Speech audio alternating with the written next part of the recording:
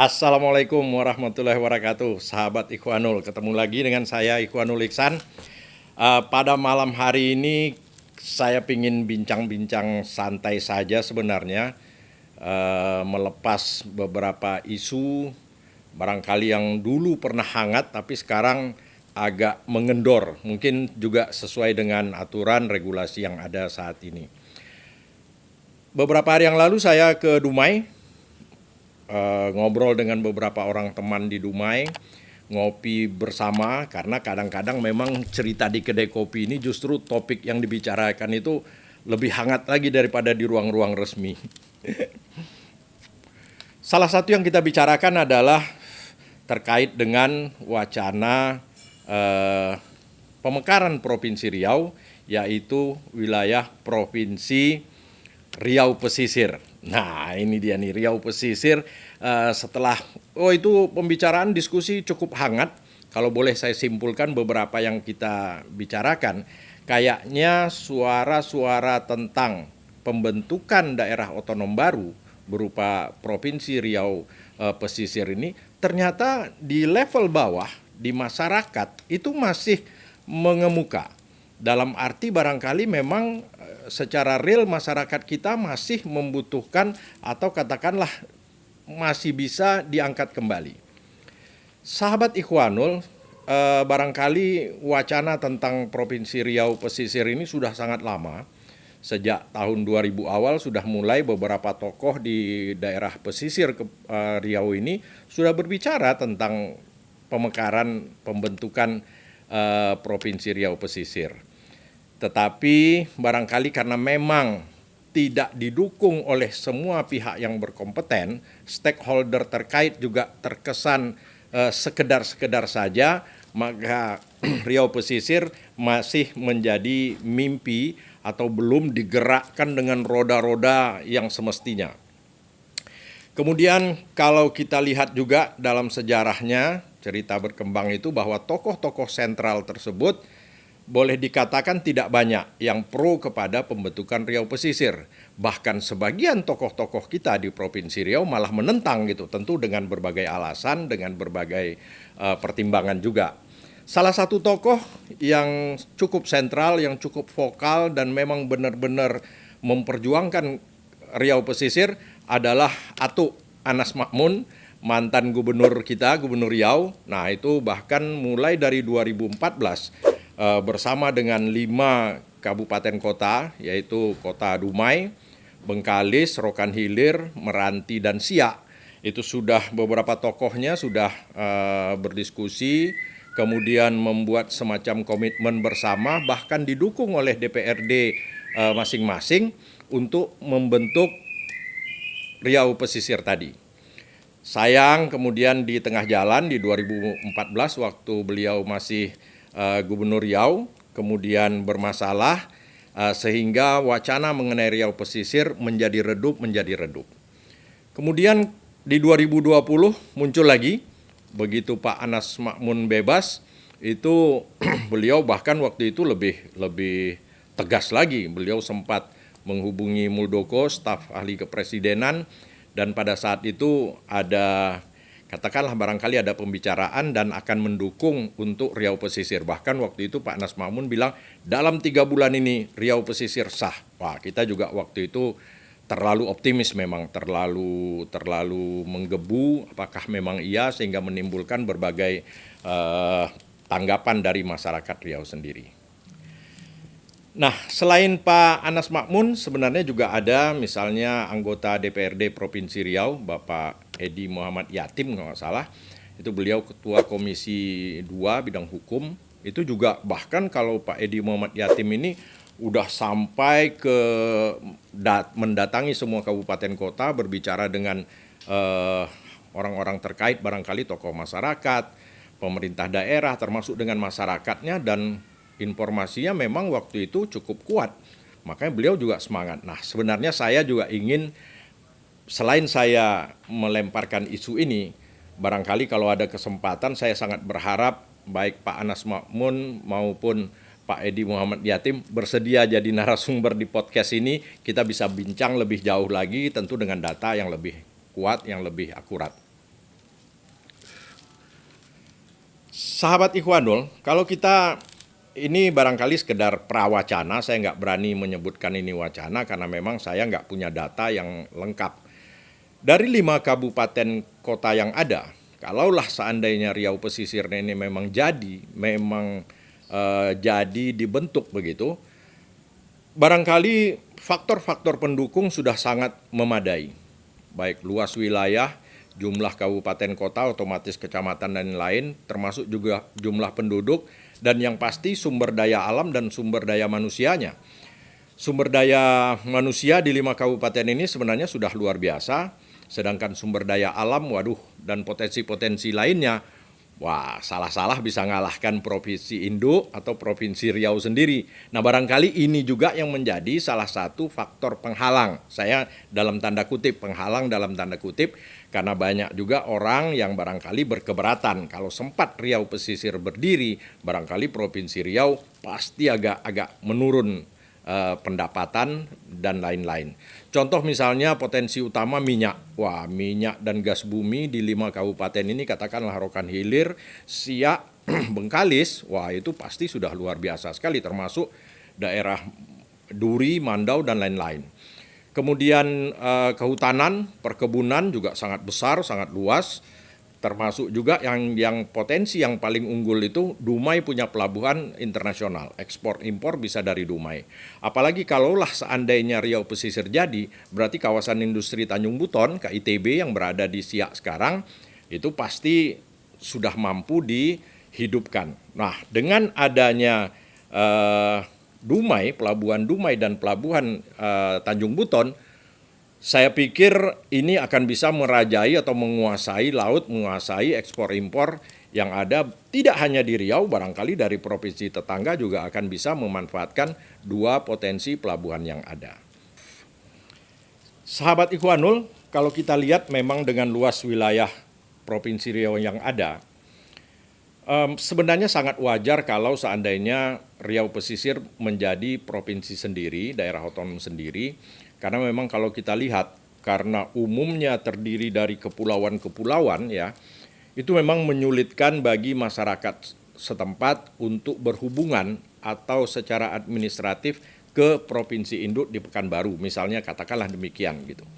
Masalah perizinan, masalah transportasi, apalagi dengan kondisi saat ini, terasa sekali bukan mau membandingkan antara pembangunan di daratan dan di pesisir atau di kepulauan di 5 kabupaten tadi, tapi kalau kita mau jujur, boleh dikatakan memang sekarang hampir sedikit jomplang atau berbeda lah gitu.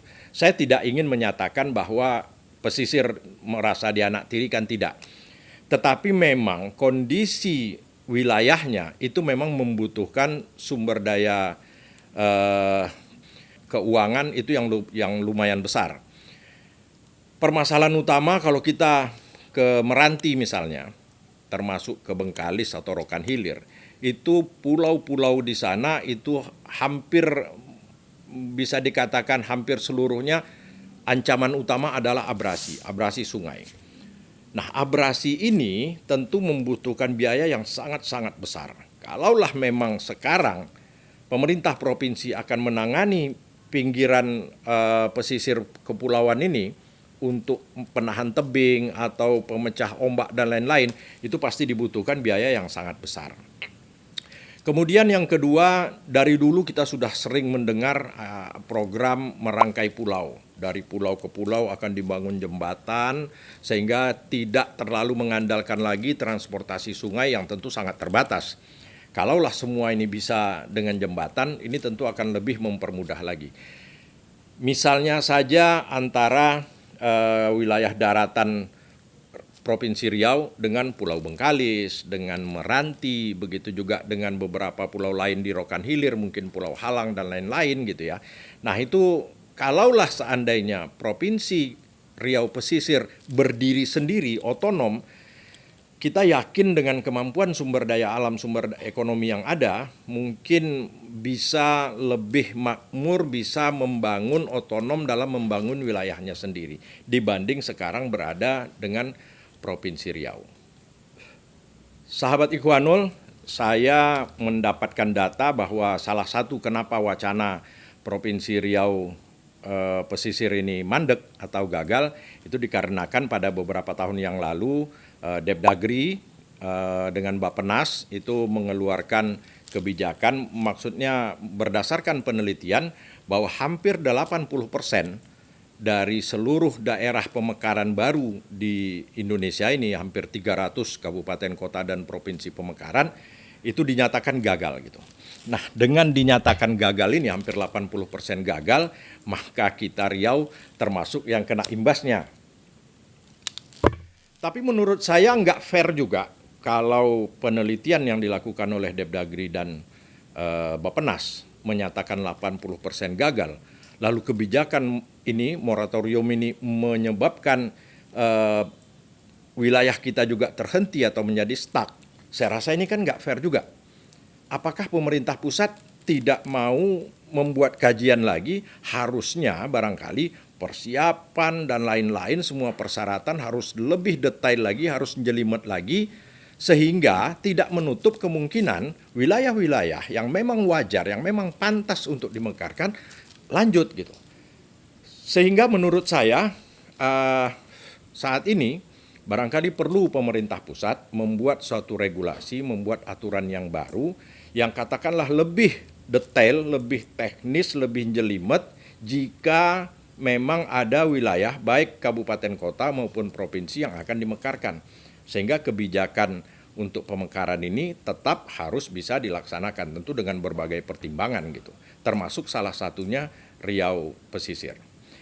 Nah, sahabat Ikhwanul, selain aturan regulasi yang ada, saya berpikir memang pekerjaan ini bukan pekerjaan gampang, bukan pekerjaan yang bisa kita selesaikan dalam hitungan bulan, minimal barangkali ada 1-2 tahun atau 3 tahun atau bahkan sampai 5 tahun, tapi yang jelas memang harus kembali kita persiapkan dengan sangat-sangat matang, dengan sangat-sangat detail.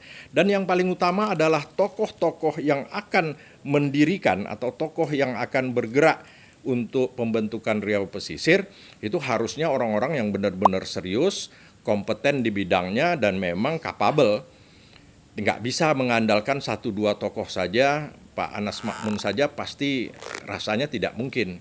Tapi kalau memang seluruh stakeholder terkait mau, kita bisa persiapkan dari awal, memang benar-benar disiapkan semua data yang ada, kemudian dikonfirmasikan juga ke masyarakat, ke tokoh masyarakat dan lain-lain. Saya pikir bukan tidak mungkin suatu saat nanti Provinsi Riau Pesisir akan bisa kita wujudkan. Satu lagi, barangkali selama ini lagi-lagi memang kalau saya lihat persiapan kita yang kurang matang. Contoh misalnya melibatkan stakeholder terkait termasuk perguruan tinggi. Kita sudah banyak sekarang, ada Universitas Riau, ada Universitas Islam Riau, bahkan hampir di semua kabupaten kota itu juga sudah berdiri beberapa perguruan tinggi.